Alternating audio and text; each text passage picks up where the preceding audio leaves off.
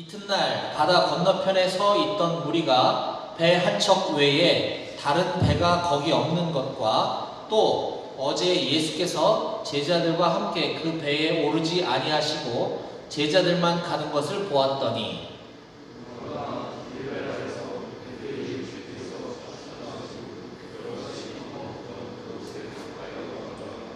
무리가 거기에 예수도 안 계시고 제자들도 없음을 보고 곧 배들을 타고 예수를 찾으러 가버나움으로 가서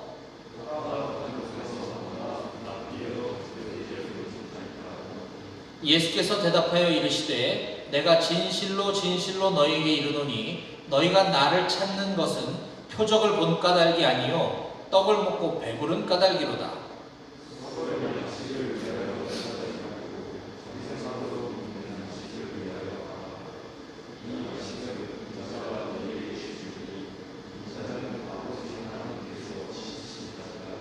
그들이 묻되 우리가 어떻게 하여야 하나님의 일을 하오리이까? 다같이 예수께서 대답하여 이르시되 하나님께서 보내신 이를 믿는 것이 하나님의 일이니라 하시니. 아멘.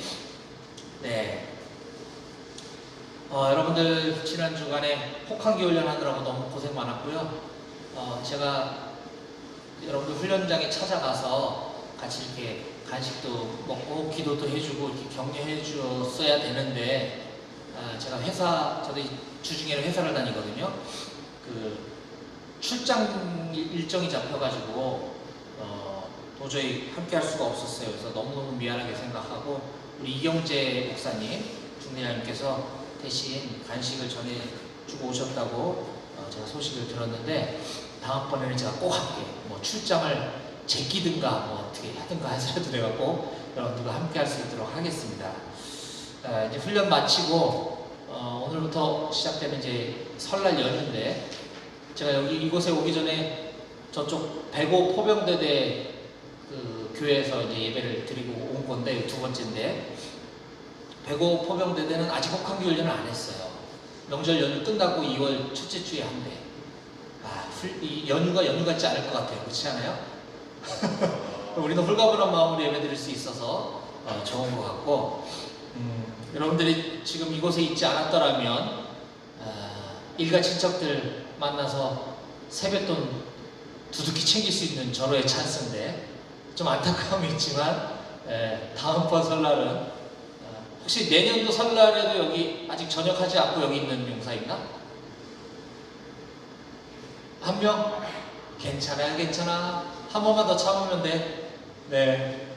그리고 우리 나머지 우리 고참들은 이제 마지막 명절 지나면 내년도 설날에는 가족들과 함께 보낼 수 있을 거라 생각이 들고 여기 있는 이 시간들이 지나고 보니까 굉장히 추억이 많이 남는 것 같아요.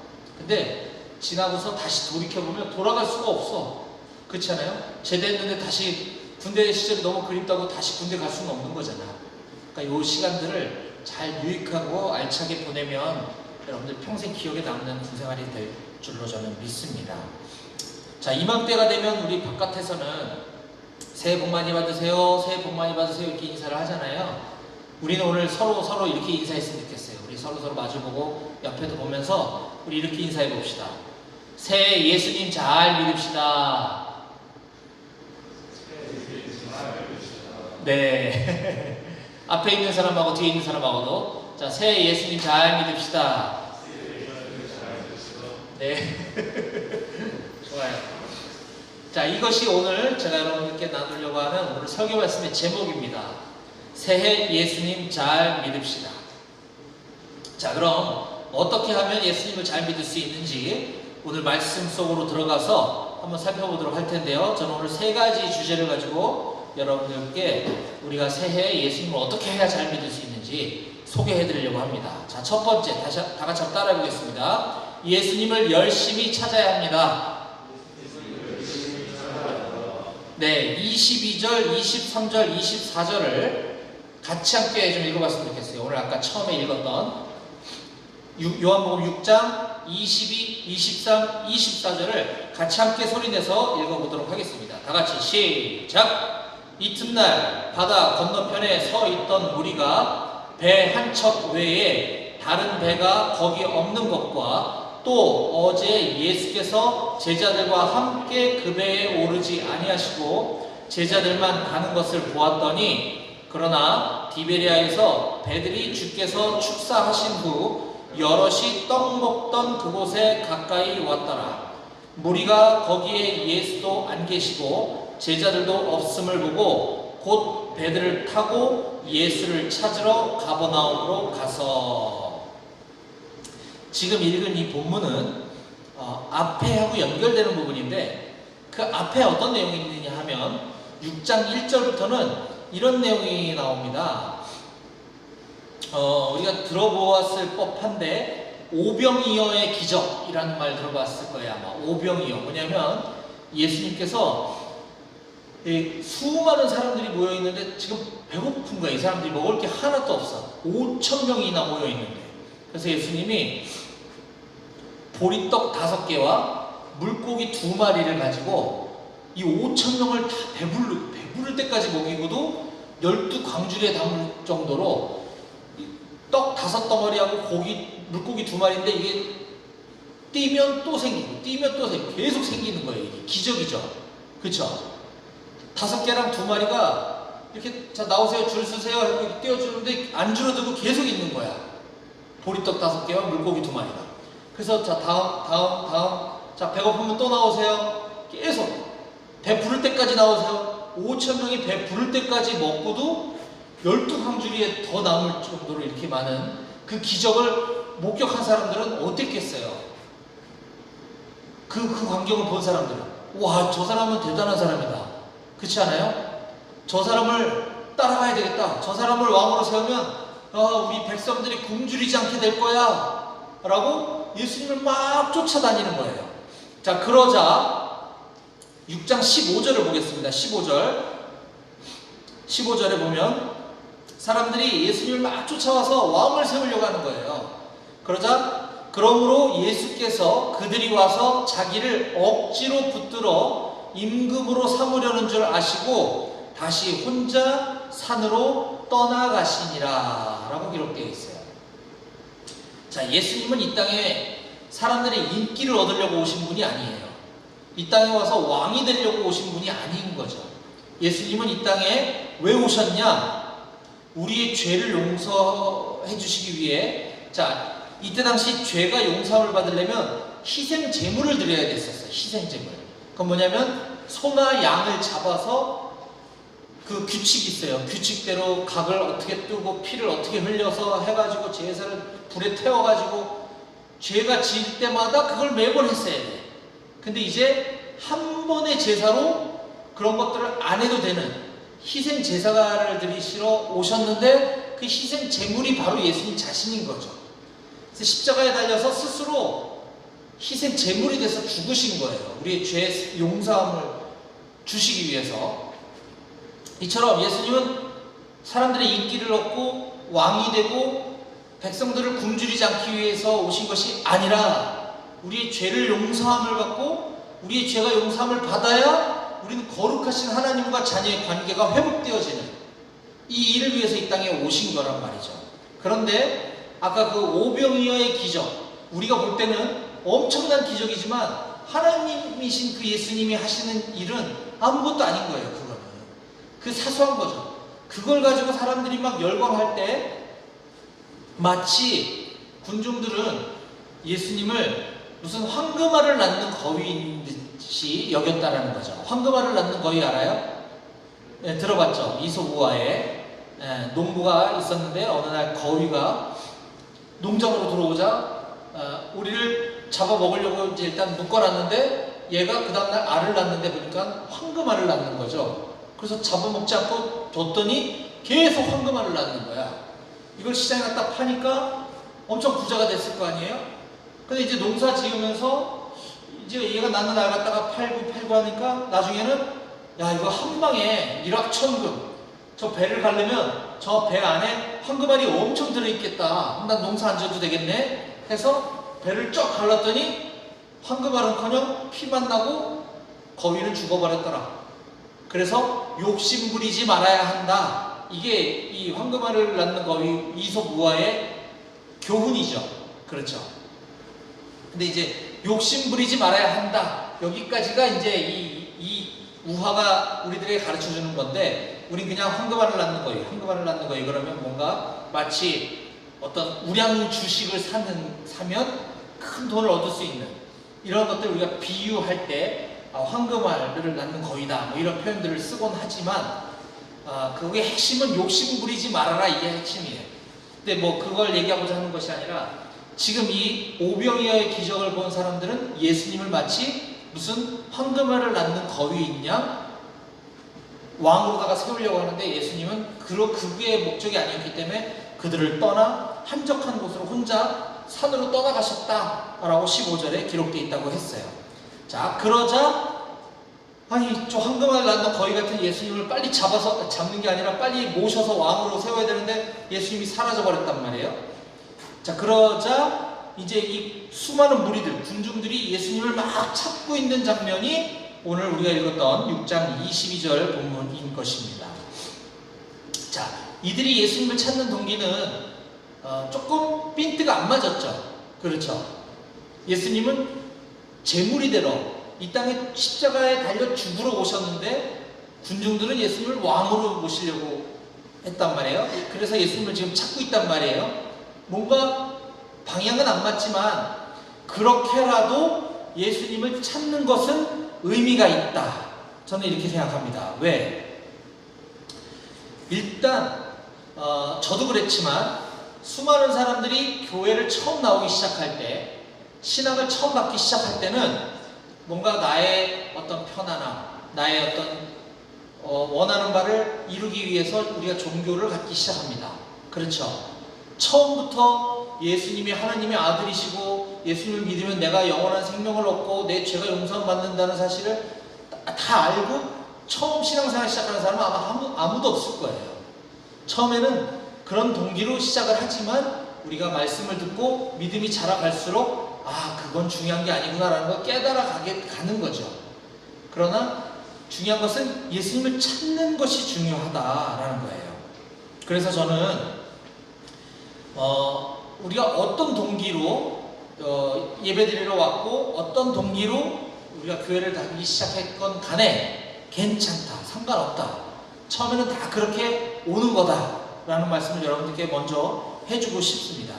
예수님을 먼저 찾기 시작해야 그 다음에 믿음이 자라는 거지, 예수님을 찾지 않고 딴 데 가서 엉뚱한 걸 찾으면 우리는 문제가 해결될 수 없다는 거죠. 자, 그런데 이때 당시 사람들은 예수님이 계셨기 때문에 예수님을 막 찾아서 헤맸지만 지금 오늘날은 예수님이 안 보이잖아요. 예수님 없잖아요. 근데 예수님 어떻게 찾으란 말이죠? 예수님을 찾는 방법은 바로 성경 말씀을 통해서 우리는 예수님을 발견할 수 있다는 겁니다.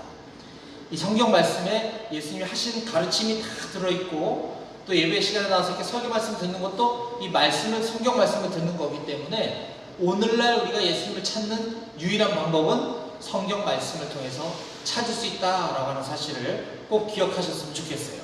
자, 그러면 이제 새해 예수님을 잘 믿기 위해서는 아까 첫 번째는 예수님을 열심히 찾아야 된다라고 말씀드렸고요. 두 번째, 다 같이 한번 따라해 봅시다. 예수님을 올바른 동기로 찾아야 합니다. 시작. 예수님을 올바른 동기로 찾아야 합니다. 자, 첫 번째는 일단 좋다. 예수님을 찾자. 우리 동기가 어쨌든 일단 찾는 게 중요하다. 자, 그 다음에는 우리가 예수님을 찾되 올바른 동기로 찾아야 된다라고 했어요. 자, 26절과 27절 함께 읽어보도록 하겠습니다. 오늘 본문 26절, 27절입니다. 다 같이 시작. 예수께서 대답하여 이르시되 내가 진실로 진실로 너희에게 이르노니 너희가 나를 찾는 것은 표적을 본 까닭이 아니요 떡을 먹고 배부른 까닭이로다. 썩을 양식을 위하여 일하지 말고 영생하도록 있는 양식을 위하여 하라. 이 양식은 인자가 너희에게 주리니 인자는 아버지 하나님께서 인치신 자니라. 아멘. 자, 우리들의 모습이나 지금 요한복음에 나오는 수많은 군중들의 모습이나 비슷하다고 생각해요. 지금 여기도 보면 26절에 예수님께서 내가 진실로 너에게 이르노니 너희가 나를 찾는 것은 표적을 본 까닭이 아니라 떡을 먹고 배부른 까닭이다 라고 얘기하고 있어요. 오병이어의 기적을 통해서 이들이 예수님을 만나면 우리를 굶기지 않을 거야, 우리를 배불리게 먹게 해줄 거야 라는 이유로 나를 찾지만 27절에 양식은 썩어서 없어지는 거기 때문에 썩을 양식을 위해서 일하지 말고 영생하도록 있는 양식을 위해서 해라. 이 양식은 인자, 내가 예수님이 내가 너희에게 주리니 나는 예수님은 하나님 아버지께서 인치신 자야. 그러니까 너희들이 나를 찾는 목적은 썩을 양식을 위해서 찾는 게 아니라 영원한 생명을 얻기 위해서 신앙을 해야 된다, 믿음 생활을 해야 된다라는 것이에요. 우리가 예수님의 십자가를 통해서만 우리의 죄가 해결될 수 있고 우리가 하나님, 거룩하신 하나님 앞에 나아갈 수 있기 때문에 우리가 예수님을 찾는 것이지, 내가 지금 몸이 아픈데 이 몸 아픈 거를 고침받고 또 어떤 나의 경제적인 어려운 문제를 해결해 주세요 라는 목적은 일단 우리가 좀 뛰어넘어야 된다라는 거예요. 우리가 하나님을, 예수님을 찾는 목적, 이것은 바로 우리 영원한 생명을 얻기 위해서 우리가 예수님을 믿는 것이지, 이 땅에서 우리의 필요를 채우기 위한 것이 동기가 되어서는 안 된다. 우리의 신앙은 성장해 나가야 한다라는 것입니다. 자, 그런데 우리가 하나님에 대해서 좀 오해하고 있는 부분이 있어요. 이제 예수님을 믿기 시작할 때 하나님의 일을 내가 열심히 하면 하나님이 나에게 많은 걸 채워주고, 더 열심히 하면 더 많은 걸 채워주고, 이렇게 생각하는 경향이 있고, 또 반대로 내가 하나님의 일을 열심히 하지 않았더니 교통사고가 났다든지, 이렇게. 저도 어렸을 때 그런 얘기를 좀 들은 것 같아요. 이거는 모르겠어요. 교회 빠지지 말고 열심히 신앙생활 하라는 어떤 경각심으로 목사님들이 그런 설교를 했는지 몰라. 그런데 제가 하나님이 아니기 때문에 하나님을 다 알 수는 없지만 그럴 수도 있어요. 즉 교회 열심히 다니다가 예배 빠지고 놀러 갔는데 하나님이 그냥 정신 차려 이렇게 하기 위해서 사랑의 매를 드실 수도 있을 것 같아. 그러나 우리가 거기에 너무 몰입하면 하나님은, 내가 하나님 똑바로 안 섬기면 막 큰일, 나를 막 벌 주시는 분, 이렇게 하나님을 오해할 수도 있어.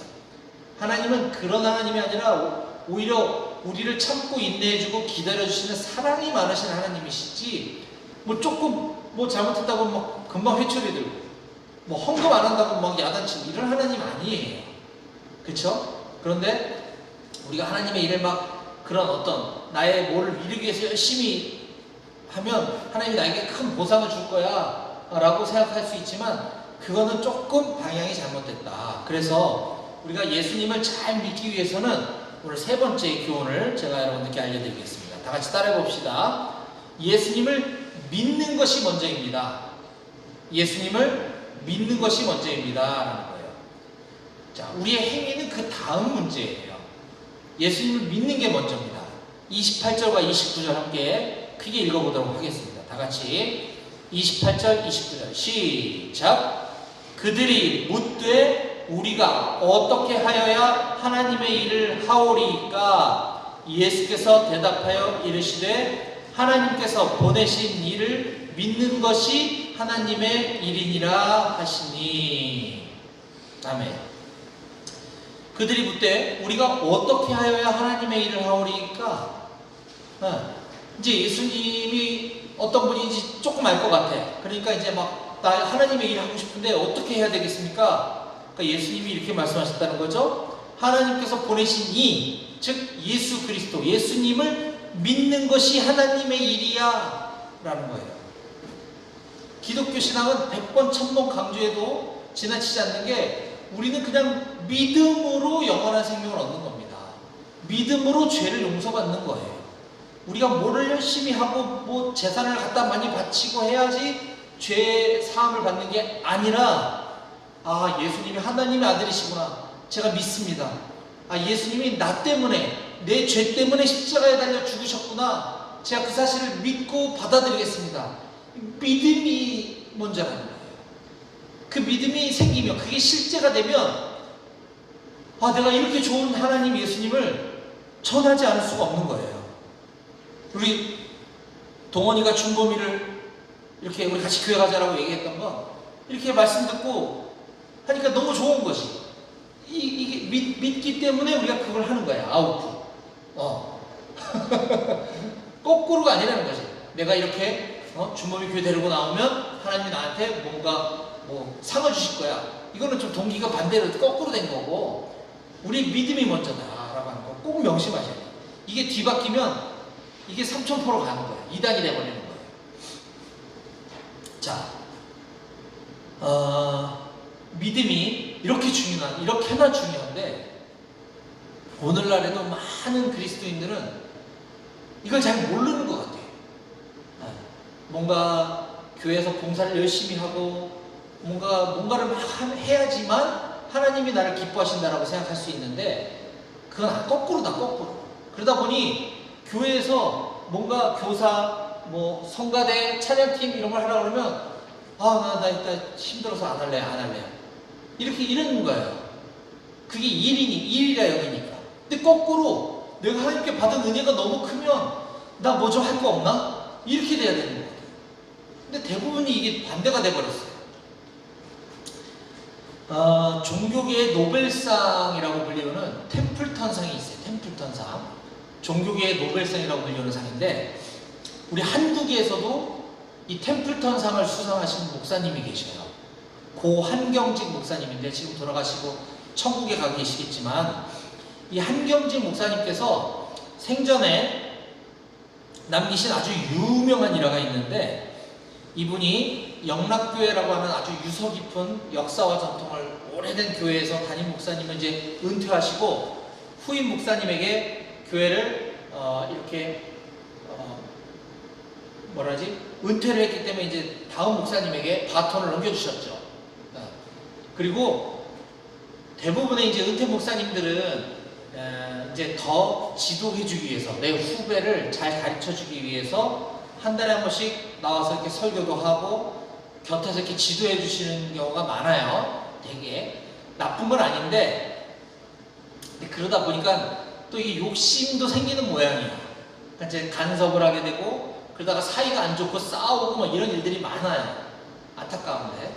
근데 우리 한경지 목사님은 후임 목사님에게 바톤을 넘겨주고 아예 멀리 가버리셨어. 그냥 저 남한산성 계곡에다가 18평짜리 작은 집 얻어서 거기서 그냥 사신 거예요. 그런데 한국교회 어른들, 소위 목사님들 중에서도 리더급 되는 한국교회 목사님들이 한경진 목사님 이제 편찮으실 때 말년에 문병을 갔다가, 아마 이런 설날쯤 돼서 이제 문안 인사드리러 간 것 같아. 명절 때 가서 목사님 저희가 어떻게 하면 좋겠습니까? 가르침을 주십시오 라고 했더니 이 한경지 목사님이 이렇게 말씀하셨다는 거예요. 목사님들 예수님 잘 믿으세요. 희한하지 않아요? 목사님들 보고 예수님 잘 믿으래. 이게 그만큼 중요하다는 거예요. 아니 목사님들이 얼마나 강단에서 저처럼 지금 예수님 잘 믿어야 됩니다라고 매주마다 이렇게 외치는 분들이 목사님인데, 그들의 삶을 보면 그렇지 않은 것 같은 사람들이 너무 많은 거예요. 아무리 내가 목사로 살아도, 내가 아무리 이렇게 주일날 많은 봉사를 해도 나한테 믿음이 없으면 천국을 못 갈 수도 있다는 거지. 믿음이 있는지 없는지는 하나님만 아시겠지만 모르겠어요. 믿음이 있는 사람이 어떻게 이런 행동을 할까? 우리가 좀 의심되는 경우를 많이 보게 되는 것 같아요. 예를 들자면 큰 대형교회를 만들어 놓고 아까 한경지 목사님처럼 훌륭한 후배 목사에게 딱 바톤을 넘겨주고 탁 하면 좋은데, 이거를 마치 회사라고 생각을 하고, 대형교회는 헌금이 많이 들어오니까 목사님도 월급도 많이 받는 모양이에요. 그러니까 이거를 남주기 아까우니까 내 자식한테 물려주려고 자꾸 이런 편법, 불법 승계를 하니까 언론에 많이 나오잖아요. 이게 문제로. 그쵸? 이런 것도 좀 잘못된 것 같아요. 왜 그러는지 모르겠어요. 뿐만 아니에요. 제가 여러분들 42대 되는 선배들 있을 때 몇 년 전에, 수년 전에 제가 포병 동원을 연장, 우리 이전 주둔지구 옆에 문일이 동원을 연장에 한마음교회에서 이렇게 사역하고 있을 때인데, 지금처럼 이제 우리 용사들만 예배 나오고 간부들이 이제 아무도 없을 때죠. 그러니까 그때는 이제 헌금바구니 이렇게 돌렸거든요. 헌금바구니를. 근데 이제 그냥 우리 군종병이 돌아가면서 이제 헌금위원 해가지고 이제 한 바퀴 돌면 그냥 들고 갔다 그냥 돌아와. 교회 헌금하는 사람이 아무도 없었어요. 근데 이제 저는 그걸 뭐 책망하질 않아요. 왜냐면 헌금은 우리 믿음의 크기에 따라 하는 거기 때문에, 내가 아직 헌금할 부담스럽다, 그러면 안 해도 괜찮아요. 내가 이 하나님 믿는 믿음이 커서 나의 작은 믿음을 하나님께 드리는 게 헌금이거든. 이것도 예배 의식 중에 하나거든요. 하는 건 중요한데 억지로 하는 건 오히려 하나님이 기뻐하시지 않는단 말이에요. 어쨌든 그런데 그 중에 딱 한 명이 헌금을 하는 용사가 있었어. 그래서 내가 되게 기특하다, 얘는 믿음이 되게 좋은가 보다 그랬는데, 어느 날 예배 딱 끝나고 저 목사님 저 이제 전출 갑니다 이러는 거예요. 그래서 아유 그렇구나, 아유 야 섭섭해서 어떡하냐, 목사님 기도해 줄게요. 그래서 이제 기도해주고 이제 헤어졌어요. 그리고 물어봤지, 우리 군정병에게. 중간에 전출을 가는 경우가 흔하지 않잖아요. 그래서 물어봤더니 후임병을 괴롭혀가지고 징계받고 이제 전출을 가게 됐다는 거야. 사람이 실수는 할 수 있어요, 살다 보면. 그런데 그게 이제 좀 상습이 된다거나 그러면 좀 곤란하지. 그리고 특히나 우리 그리스도인들은, 우리 교회 다니는 사람들은 그러면 안 되는 거지. 그렇지 않아요? 우리가 모범이 되고, 저 상병님처럼 나도 살고 싶은데 저 상병님은 어떻게 저렇게 성실하고 착하게 살까 봤더니 기독교인이래. 나도 교회 가야 되겠다. 이렇게 돼야 되는 건데, 저 상병은 뭐 일요일날은 교회 간다고 막 저러고서 맨날 평일날은 우리 괴롭혀. 그러면 안 가지. 누가 교회 다니겠어요? 그렇지 않아요? 네. 잘못 믿는 거지. 아무리 교회 와서 헌금 많이 하고 뭐 하면 뭐해. 뒤돌아서는 후임병도 괴롭히는데. 그러면 안 된다라는 거예요. 목사님들이든 평신도들이든 우리 용사들이든 다 마찬가지다. 우리 예수님을 잘 믿어야 되고, 예수님 잘 믿는 사람은 그게 삶 가운데 드러나져야 되는 것입니다. 근데 오늘날 보면 교회 안에서만 믿음 좋은 집사님들, 권사님들, 장로님들이 세상에 나가서 직장에서는 막 불법을 아무렇지도 않게 자행하고, 회사에서 편법적으로 막 회계 처리하고, 이런 것도 너무 많은 것 같아요. 기분 좋을 때는 내가 장로야, 내가 집사야 막 하고, 기분 나쁠 때는 막 회사 부하 직원들 막 괴롭혀. 안 된단 말이에요. 예수를 잘못 믿는 모습입니다. 자, 오늘 이제 말씀을 정리할게요. 저는 오늘 새해 예수님 잘 믿읍시다 라고 하는 제목으로 오늘 요한복음 6장의 말씀을 여러분들께 전했습니다. 예수님을 잘 믿기 위해서는 첫 번째로 예수님을 열심히 찾아야 된다고 했어요. 우리가 예수님을 열심히 찾는 방법은 주일날 왜? CCTV 그래. 아니야 죄송이야. 근무 쓰러 가는 건데 괜찮아. 깜짝 놀랐네. 질문 있는 줄 알았어요. 고생해. 좀 이따 간식 들고 올라갈게. 우리가 새해 예수님을 잘 믿기 위해서는 예수님을 열심히 찾아야 된다 그랬어요. 예수님을 열심히 찾는 건 예배 지금처럼 잘 나오는 거고, 또 하나님 말씀 열심히 보는 거예요. 그 다음에 두 번째로 예수님을 올바른 동기로 찾아야 된다 그랬어요. 예수님은 내가 목적하는 바를 이루기 위해서 나의 황금알을 낳는 거위가 아니야. 예수님을 믿는 동기는 내가 나의 죄를 용서함을 받고 영원한 생명을 얻기 위해서 예수님을 찾는 것이다 라고 말씀드렸어요. 세 번째는 우리가 예수님을 통해서 뭔가를 얻기 위한 믿음의 행동을 하는 것이 먼저가 아니라 믿음이 먼저다 그랬어요. 믿음. 그 믿음이 나에게 실제가 될 때, 그때 나의 신앙의 고백으로 헌금도 드리는 거고, 교회에서 봉사도 하는 거고, 그 행동은 그 다음인 거예요. 믿음이 먼저다. 이 사실을 꼭 명심하시기 바라겠습니다. 저는 우리 사랑하는 임마누엘 교회 우리 용사들이 여러분들의 인생 가운데 금년도 2022년도가 예수님을 잘 믿기 시작하는 원년이 되기를 주님의 이름으로 축복합니다. 아멘. 기도하시겠습니다.